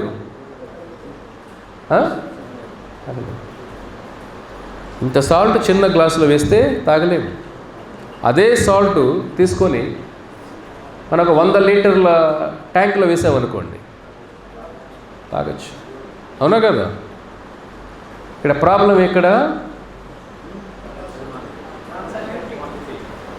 సైజ్. సాల్ట్ కాదు ప్రాబ్లం ఇక్కడ, సైజ్. మన జీవితంలో కష్టాలు కూడా సాల్ట్ లాగా. మీకు ఆధ్యాత్మిక జ్ఞానం లేకపోతే మన మైండ్ చిన్న గ్లాసు లాగా. కష్టాలు కూడా ఏమవుతాయి? చిన్న గ్లాసులో పెద్ద సాల్ట్ వేసినట్టు ఏమవుతుంది? అది తట్టుకోలేరు. అందుకే మనిషి చెడు అలవాట్లు వెళ్ళిపోవడం కానీ, తప్పుడు పనులు చేయడం కానీ, డిప్రెషన్లోకి వెళ్ళిపోవడం కానీ, లేదంటే వేరే వాళ్ళు నిందించడం కానీ, లేదంటే ఆత్మహత్యలు చేసుకోవడం కానీ, ఇవన్నీ ఎలా వస్తే మనిషికి ఆ కుంచిత బుద్ధి నేరో అయిపోతుంది. ఎందుకంటే సాల్ట్ విషయం కాదు, వాళ్ళలో ఆధ్యాత్మిక జ్ఞానం లేదు కాబట్టి నేరో మైండ్, చిన్న అల్ప బుద్ధి అంటాడు కృష్ణ. అల్పమేధస్సు. అల్పమేధస్సు అంటే ఏమిటి? చిన్నగా ఆలోచించే బుద్ధి. అదే భగవద్గీత ఏం చేస్తుంది? ఆ చిన్న గ్లాస్ లాంటి మైండ్ని ఏం చేస్తుంది? పెద్ద ట్యాంక్ లాగా చేస్తుంది. అది ఆధ్యాత్మిక. ఒక సాధువు అంటే ఏమిటి? మైండ్ ఎప్పుడు కూడా, మన ఆలోచన విధానం ఎప్పుడు బ్రాడ్గా ఉండాలి, పెద్దగా ఉండాలి. ప్రాబ్లంని చిన్నగా పెద్ద చేయలేం. మన ఆలోచన విధానాన్ని పెద్దగా చేసుకోవాలి. అప్పుడు ఏమవుతుంది? అదే కష్టం ఒక భక్తుడికి వస్తే ఏమవుతుంది? ఆ కష్టాన్ని పెద్దగా బ్రాడ్ ఆలోచన విధానం, ఆధ్యాత్మిక చింతన, ఈ భగవద్గీత జ్ఞానంతో ఆ కష్టమే లేనట్టే ఉంటాడు. కష్టాలు ఉన్నా లేనట్టే ఉండడం జీవితం అంటే. కాబట్టి మన కష్టాలు నుంచి పారిపోవడం కాదు, మన లోపల స్వభావాన్ని మార్చుకోవాలి, లోపల ఆలోచన విధానాన్ని మార్చుకోవాలి. అది మార్చే యంత్రమే భగవద్గీత. కాబట్టి బయట ప్రపంచాన్ని మార్చలేము, లోపల ఆలోచన విధానాన్ని మార్చగలుగుతాం. ఇది మనం చేయాల్సిన పని.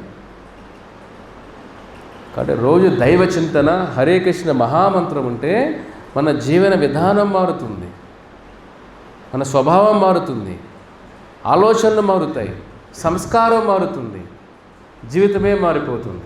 అప్పుడు మన మార్పుని చూడగలుగుతాం మన జీవితాల్లో. లేదంటే ప్రతి చిన్న కష్టమైన మన మైండ్ చిన్న గ్లాస్ లాగా ప్రతి దానికి రియాక్ట్ అయిపోతాం. ప్రతి చిన్న చిన్న కష్టాలకే కురింగిపోతూ ఉంటాం. పాండవులు ఎన్ని కష్టాలు పడి ఉంటారు వాళ్ళు. కాబట్టి మనం జీవితాన్ని మార్చాలంటే బయట ప్రపంచాన్ని మార్చడం కాదు, మన ఆలోచన విధానాన్ని మార్చుకోవడం. లేదంటే ఇవాళ ప్రేమించడం రేపు శత్రువు అయిపోతున్నాడు కదా. అవునా కదా? ఎవరి కోసమైతే కొట్లాడి పెళ్లి చేసుకుంటారు, యుద్ధాలు చేసి పెళ్లి చేసుకుంటున్నారో కొద్ది రోజుల తర్వాత మోజు తీరిపోతుంది, ఆ ఆకర్షణ వెళ్ళిపోతుంది, అట్రాక్షన్ పోయిన తర్వాత ఏమవుతుంది? అది భారం అయిపోతుంది. ఆ బంధాలన్నీ కూడా విడాకులు తీసుకుందాం, వెళ్ళిపోదాం, పారిపోదాం, ఈ వద్దు, ఈ వ్యక్తే వద్దురా బాబు. దానికోసం, ఆ వ్యక్తి కోసం అందరినీ కొట్లాడొచ్చున్న వ్యక్తి కోసం అదే వ్యక్తి ఏమైనాడు? విరక్తి వచ్చేసి ఈ వ్యక్తే రాకపోతే కనపడకూడదు, వీడు ఆమె కనపడకూడదు.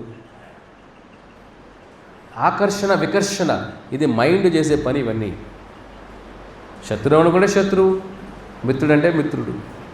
ఆ విధానం లోపల ఉంది కదా. మన ప్రపంచం మారేది కాదు, మనం మారాలి, మన ఆలోచన విధానం మారాలి. అప్పుడే జీవితం ఎలాగున్నా ఆనందంగా బతికేసి ఈ లోకంలో.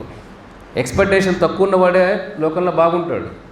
ఎప్పుడు ఎక్స్పెక్టేషన్ ఎక్కువగా ఉన్నాయనుకోండి, ప్రతి ఒక్కటి ఇక్కడ జరగవు కదా, కర్మానుసారం జరుగుతూ ఉంటాయి. ఇక్కడ అన్నీ అనుకుంటే జరగవు. ప్రతి కష్టానికి ఫ్రస్ట్రేషన్ వస్తుంది. అసలు ఎక్స్పెక్టేషన్ లేదనుకోండి, అసలు ఏం ఎక్స్పెక్ట్ చేయట్లేదు, ఏం ఆశించట్లేదు లోకంలో, మనం టెన్షన్ ఎక్కడ ఉంటుంది చెప్పండి. ఇక్కడ మన ప్రాబ్లం ఏమిటి? ఆశిస్తున్నాం ఇక్కడ ఇది కావాలి, ఇది కావాలి, వాళ్ళ దగ్గర ఇది కావాలి, వీళ్ళ దగ్గర ఇది కావాలి, జీవితం ఎలా ఉండాలి అని అనుకుంటున్నాం. కాబట్టి ఎప్పుడైతే జరగదో మనం అనుకున్నట్టుగా అనుకుంటే జరగకపోతే ఏమవుతుంది? కామ క్రోధోద్భవజాయతే. కృష్ణుడు ఏమంటాడు? క్రోధ ఉద్భవం. క్రోధం అంటే వాడి కోపం వచ్చేస్తుంది, అదే ఫ్రస్ట్రేషన్. కాబట్టి జీవితం ఎప్పుడు కూడా తక్కువ ఆశించండి. ఈ లోకం అంటేనే కష్టాలమయ్యేది. కష్టాలు వచ్చినప్పుడే ఇదంతే, లోకం అంతే, ఇది హరే కృష్ణ అనుకుంటే వెళ్ళిపోవాలి ఇక్కడి నుంచి. ఆగిపోకూడదు అక్కడే, కష్టాలతో ఆగిపోకూడదు, అక్కడ దాటుకొని బయట రావాలి. భవిష్యత్తు ఆలోచించాలి, మనం ప్రజెంట్ కాదు ఆలోచన చేయాల్సింది. ఈ భావన ఉన్నప్పుడు ఏమవుతుంది, ప్రతి సిచ్యువేషన్, ప్రతి పరిస్థితిని కూడా మనం ఆధ్యాత్మికంగా ఆలోచన చేస్తాం. ఆలోచన చేసినప్పుడే ప్రతి పరిస్థితుల్లో భగవద్గీతను మనం అప్లై చేయగలుగుతాం. లేదంటే చిన్న కష్టం కూడా మనం మింగేస్తుంది. చెప్పినాం కదా, చిన్న కష్టం కూడా మనిషిని మింగేస్తుంది. ఈ చింతన ఉన్నప్పుడు అంటే గొప్ప గొప్ప కష్టాలు కూడా మనిషిని ముంచలేదు. కాబట్టి మనం తయారు చేయాల్సింది ఏమిటి, అటువంటి ఆధ్యాత్మిక భావాలను తయారు చేయాలి. ఎలా తయారు చేస్తాం, సత్సంగాల్లో ఉంటే ఆలోచన విధానం మారుతుంది. కాబట్టి ఈ విధంగా మీ జీవితంలో ఒక మార్పు కోసం ప్రయత్నం చేయండి. మీరు మారాలంటే ఎవరి వల్ల సాధ్యం, అది మీరు మారాలి. ఎవరి వల్ల సాధ్యం, మీ వల్లే సాధ్యం. మీరు మారాలంటే ఎవరి వల్ల సాధ్యం, మీ వల్లే సాధ్యం. మీరు మారకూడదంటే, దుర్యోధనుడు మారకూడదు అనుకున్నాడు కాబట్టి ఏమయ్యాడు, దుర్యోధనులాగా మిగిలిపోయాడు. వాల్మీకి మారాలనుకున్నాడు కాబట్టి గొప్ప మహా ఋషి అయ్యాడు. కాబట్టి మారాలా మారకూడదా అది మీ చేతుల్లోనే ఉంది. వైకుంఠం వెళ్ళాలా వద్దా మీ చేతుల్లో ఉంది. యమలోకం వెళ్ళాలా వద్దా మీ చేతుల్లో ఉంది. నెక్స్ట్ శరీరం, నెక్స్ట్ జీవితం ఏంటి మీ చేతుల్లో ఉంది. కాబట్టి ఇవన్నీ కూడా మీ చేతుల్లోనే మీ ద్వారా చేయాల్సిన పనులు ఇవన్నీ కూడా. కాబట్టి వేరే నిందలు వేయొద్దండి. మీ కష్టాలకు కారణం ఎవరు, కృష్ణుడు అని అంటారు అందరూ. మీ కష్టాలకు కారణం ఎవరు, మీరే. పాపాలు చేసినప్పుడు జాలీగా చేసేస్తాం, మందు తాగేటప్పుడు మాత్రం జాలీగా తాగేస్తాం. అన్ని జాలీగా పాపాలు చేసినప్పుడు, కష్టాలు వచ్చినప్పుడు మాత్రం భగవంతుడు ఏం చేస్తున్నాడు, నిద్రపోతున్నాడు వైకుంఠంలో. లక్ష్మీదేవి ఏం చేస్తుంది, మా ఇంటికి రావచ్చు కదా. భగవంతుడు నిందిస్తేలాగా ప్రతి కష్టానికి కారణం మీరే. సుఖాలకు కారణం ఎవరు, మీరే. మోక్షానికి కారణం ఎవరు, దానికి కూడా మీరు చిన్న భాగం. కానీ గురువు మోక్షానికి కారణం. కానీ ఆ మోక్ష మార్గాన్ని వెళ్ళాలి అనుకున్న ప్రయత్నం మీరే చేయాలి. ట్రైన్ స్టేషన్ ఉంది, ట్రైన్ ఉంది, ముఖ్యం కదా. ట్రైన్ లేక ఎక్కడ పోతాం, ట్రైన్ ఉంది. కానీ ట్రైన్ వెళ్ళి ఎక్కాలి కదా, అది ఎవరు చేయాలి, మీరే చేయాలి. కాబట్టి మోక్షం ఇచ్చేది గురువు, అని ఏర్పాటు చేసేది గురువు. కానీ ఆ మోక్ష మార్గానికి వెళ్ళాలా వద్దా నిర్ణయించుకోవాల్సింది మీరే. కాబట్టి మీ జీవితం మీ చేతుల్లోనే ఉంది. హరే కృష్ణ. ప్రభుపాదకి జై. అందుకని మాల్లో వచ్చేసాయా. ఐ థింక్ ఆ టైం తక్కువ ఉంటుంది, అది ఆ వాచ్, అది నేను దాన్ని చూసి ఫాలో చేస్తున్నా. మా వాళ్ళు అప్పుడే వచ్చారు అనుకున్నాను, ఇక్కడ చూసి ఇంకా టైం ఎక్కువ ఉంది. అది తిప్పాలి కదప్ప. Very good. సో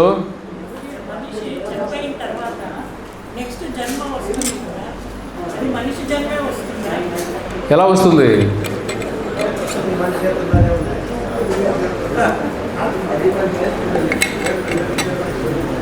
మీరు విన్నారు కదా శ్లోకం అంతా, ఎంఎం వాపి స్మరణ భావం.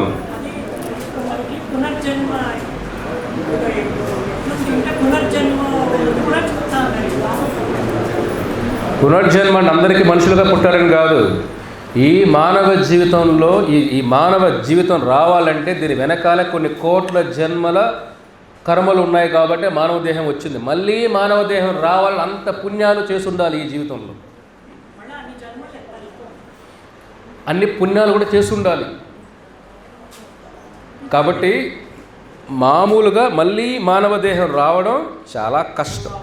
కానీ ఒకవేళ వచ్చిందంటే ఆ పుణ్యాలు ఉన్నాయి కాబట్టే మానవ జీవితం వస్తుంది. కాబట్టి మన ఈజీ కాదు మళ్ళీ మానవ దేహం రావాలంటే. ఇప్పుడు దీని వెనకాల కొన్ని కోట్ల జన్మలు మన కష్టాలు పడాం ఈ మానవ జీవితం రావడానికి. ఎక్కడో ఇక్కడ ఇద్దరు పునర్జన్మ ఎవరో ఒకరి కేసులు ఉంటాయి, వాళ్ళు చూసి మళ్ళీ ఇక్కడే పుట్టేస్తా అనుకోవద్దండి. మళ్ళీ మీరు పునర్జన్మ లేకపోతే ఎలాగా. కొంతమందికి ఆ జ్ఞాపక శక్తి భగవంతుడు ఇస్తాడు, అది ఇస్తే భయంకరం. ఇప్పుడు మీరే చూడండి, మీకు ముందు జన్మలో మీరు మగవాళ్ళు అనుకోండి, మీ భార్య గుర్తొచ్చింది అనుకోండి, హిందూపురంలో పాండురంగ గారు అనుకోండి, లేదండి ఒకవేళ ఎలా ఉంటుంది మీ పరిస్థితి? వాళ్ళ పిల్లలు గుర్తుంటారు, మీ పిల్లలు గుర్తుంటారు, మనవలు గుర్తుంటారు. ఇప్పుడు ఏ మనవలు చూస్తారో ఆ మనవలను చూస్తారా? ఏ భర్తను చూస్తారో ఆ భార్యను చూస్తారా? వీళ్ళని చూస్తారా ఆ ఇల్లుని చూస్తారా? అది 100 జన్మలు గుర్తొచ్చాయి అనుకోండి, 100 జన్మల భార్యను భర్తలు గుర్తు పరిస్థితి ఏమిటి? ఈ ఒక భార్య భర్త కింద మీద పడుతున్నావు, ఎప్పుడు మర్చిపోతాం మనం చూస్తుంటే. ఇవన్నీ గుర్తొస్తే అందుకే భగవంతుడు ఏమిచ్చాడు? వరం, మతి మరుపు. కాబట్టి కొంతమంది అడుగుతుంటారు, ప్రభు గత ఎందుకు గుర్తులేదు ప్రభు? అరే ఈ జన్మ నిన్న నేను భార్య తిరిగితే నిద్రపోవట్లేవు నువ్వు, ముందు జన్మ అన్నీ గుర్తు నిద్రపోతావు నువ్వు అంటే ముందు జన్మ కష్టాలన్నీ గుర్తుంటాయా? పట్టుకోలేరు మీరు. ఇప్పుడున్న ఈ కష్టాలే అప్పుడప్పుడు మైండ్లోకి వస్తుంటాయి. ముందు జన్మ చేసిన కష్టాలు, ఆ బంధాలు, ఆ బాధలు అన్నీ మైండ్లో నిద్రపోతాం మనం జీవితం. అందుకే చూడండి, ఇది మెంటల్ డిజార్డర్ అంటే హైపర్ ఎక్కువ ముందు అన్నీ గుర్తు చేసాం అనుకోండి, వాడికి ఈ జీవితంలో వాడికి అనుభవించలేడు ఇంకా. అవునా కాదా? ఇప్పుడు మనకు భగవంతుడు ఇచ్చే వరం ఏమిటి? ఈ జీవితం ఇదే ఫోకస్గా ఉన్నాం. అదే అన్ని బంధాలు గుర్తొచ్చేస్తే ఇప్పుడు ఈ బంధాల కోసం మైండ్లో స్పేస్ లేదు. అవునా కదా? 2-3 పిల్లలతో మైండ్లో స్పేస్ లేదు. ఈ ముందు జన్మల బంధాలు వాళ్ళ కుటుంబ పిల్లల మైండ్లో ఉంటే ఆస్తులు ఎవరికి పంచుతారు అప్పుడు? ఇప్పుడు వీళ్ళకే కింద పడుతున్నారు మీరు. ముందు జన్మలో వాళ్ళకి పంచుతారా, వీళ్ళకి పంచుతారా? చూడండి, జీవితం అంతే భయంకర అయిపోతుంది. కాబట్టి భగవంతుడు మనకి ఇచ్చిన వరేమిటి? మతి మరుపు. అలా కృష్ణుని మర్చిపోయాం, అదే మన దురదృష్టం. ఆ కృష్ణుని గుర్తు చేయడమే ఈ మహామంత్రం. అర్థమవుతుందా? హరే కృష్ణ.